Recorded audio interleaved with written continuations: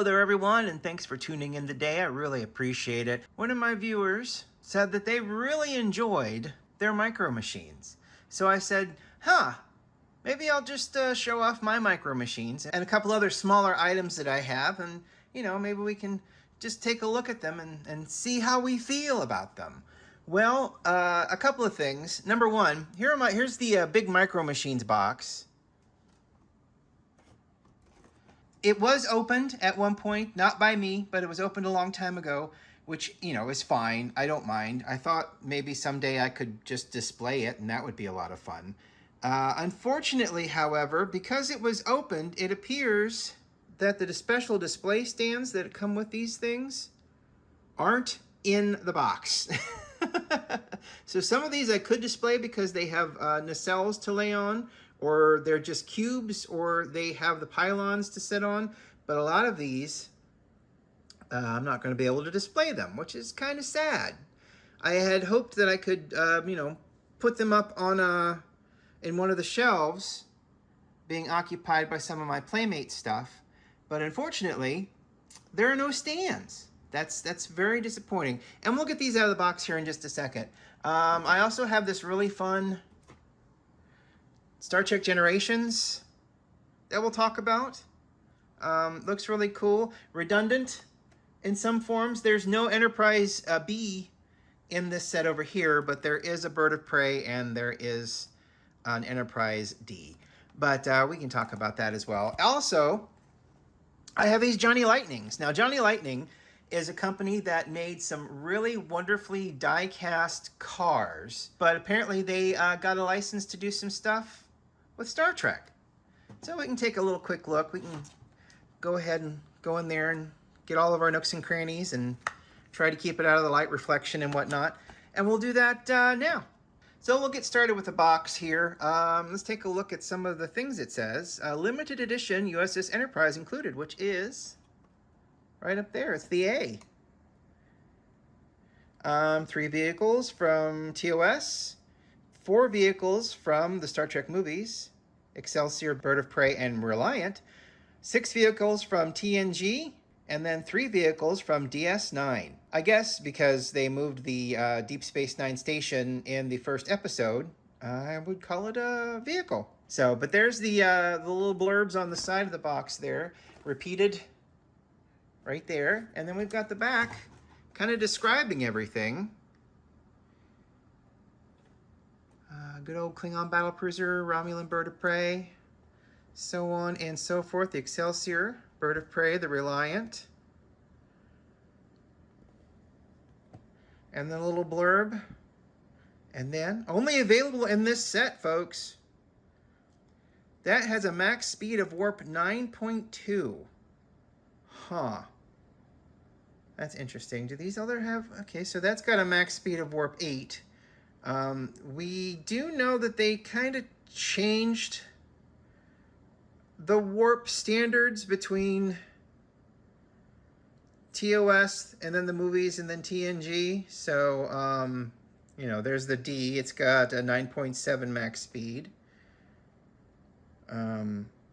Unknown max speed, but slower than the Federation Galaxy class vessel. Well, poor people. That's awful.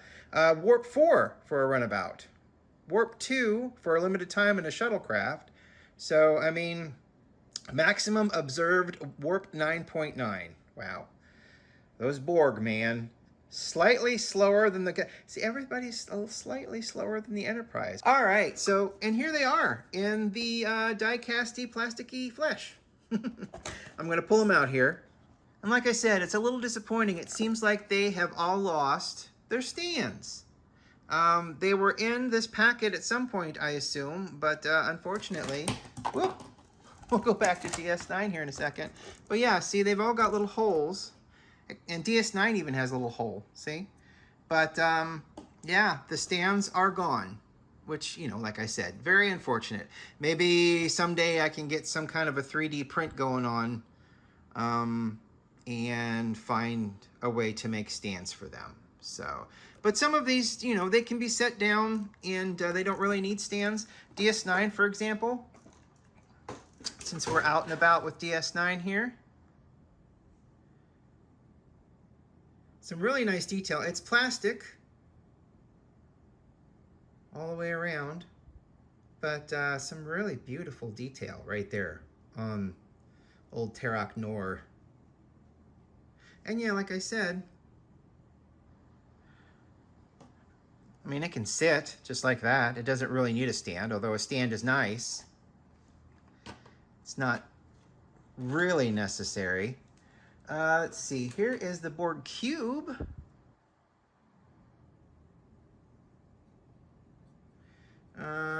Pretty generic. It's like it's stamped basically the same all the way around for the most part. There's a hole for a stand on the top. Pretty self-explanatory. What's really funny is that they're all twisty tied in still, as they would have been originally. But the stands must have been in a different pouch or something. I'm not sure. It's just all of the stands are unfortunately missing. As you can see, they're twisty tied in. Looks like the original twisty ties. But yeah, no stands. That's very unfortunate. But as you can see, we've got the Excelsior, we've got TOS Enterprise, we've got a Vorcha class, we've got the Enterprise D, we've got a Runabout. Of course, there's your extra Enterprise A. There's your D7, your Bird of Prey, there's your Shuttlecraft, Romulan Bird of Prey. There is, of course, the USS Reliant. There's a Romulan Warbird. That is a Ferengi Marauder. Then you've got your Cardassian Galore class warship. It's a wonderful little set. I'm going to keep saying it. It's unfortunate that I'm not going to be able to display them the way I wish to. But you know, the box is fine. It's just falling apart a little bit. It's not that bad. Okay, so here's the other Micro Machines. And then they have packs as well. You can kind of see here. A TOS pack, 2 TOS packs. There's one from the movies that includes Starbase 1. There's an Oberth class. Boy, that'd have been cool to have. That must be the Excelsior. And then Next Generation, and then Next Generation. Ooh, yeah, is that a gold-colored Stargazer? Yeah. And then, of course, the DS9. But here's what we're looking at right here. Number of crew 12. Won't be taking this out of the box. At least not anytime soon. But you can see there's the stands back there. That's what the stands should look like. Clear pieces of plastic. And then we've got these Johnny Lightnings. These are so cool. Here is the Intrepid class. Includes landing gear. See, you got landing gear in there. But yeah, so this is the USS Voyager, of course. And it's got a little blurb on the back. Battle stations. And there's what is included in the series. I have the whole series. Because there are 6 of them. And I have number 6 here. We can go over those. But that's number 6. So that is, look at the little feet. Isn't that funny? It landed on a planet once. Don't ask me about the physics of that. I have no idea. Here's number 5. This is from Generations because of the fire that's happening on the front primary hull here. Saucer separates from hull. It's already separated, so that's its action feature. It's a very accurate, very beautifully made representation of the Enterprise from Generations. They did a wonderful job. Johnny Lightning really put forth some effort here. Here is number 4 from Battle Stations. It is a Borg cube. Now, what's terrible about this packaging, though, is it kind of buries the lead, because if you look to the side here, look at that. You gotta look at the back to see the little Borg sphere coming out. That's unfortunate. So we can almost say that this is from First Contact. It is a 2007 release. So, I mean, you could almost say this is from First Contact, because that's what happens in First Contact. the little Borg sphere comes out of. Of course, I think it comes out of the center, but you know, this is just being a little pedantic. What else do we have here? That's number 4. Let's look at number 3. Number 3 is from TOS, and it's the USS Defiant. It comes with a little phaser blast, so if you take it out and pose it, you can actually put the phaser blast out front to make it look like it's firing a phaser with an enormous tool bank. I don't know why that's funny. It just is. Really no description about where this is from in the grand scheme of things. But, I mean, it's still really beautiful and a wonderful sculpt. So that's number 3 in the lineup. Let's look at number 2. Number 2 is the USS Majestic. And it's got explosions on the hull and on the roll bar. Again, I'm sure there's a story behind it. I don't know. They don't really even say. It's just basically, you know, they're in battle and here's this. I'm just here to show you the ship. Actually, that ship designation number would tell me that it's TNG and DS9. That's number 2. And number 1 is the USS Enterprise A, which it says phasers included. That's obviously a torpedo. And in its lifetime, the Enterprise A on screen only ever fired torpedoes. It never fired a phaser. So that is obviously a torpedo coming out of a torpedo tube. That's a pretty cool representation, and it looks super cool. So yeah, the only thing they ever used past Star Trek II, The Wrath of Khan, was torpedoes. Which is a shame, because those phaser effects in The Wrath of Khan were like the best phaser effects ever. Top 1 phaser effect. I like the strip phasers. I love the warm-up from the Enterprise D's saucer section strip phaser. I do. I really do. And I really don't like what they turned those phasers into on the Enterprise E. I didn't like the fast firing phasers. Short little wind up and pitch. I really didn't enjoy that as much. But definitely my favorite phasers are from The Wrath of Khan. And then I've got an extra one over here. Actually, I've got an extra 2. This is a D7 battle cruiser from TOS and from TMP, the motion pictures. Torpedoes and explosions included. And they are not wrong. There's some explosions there. Really funny, though.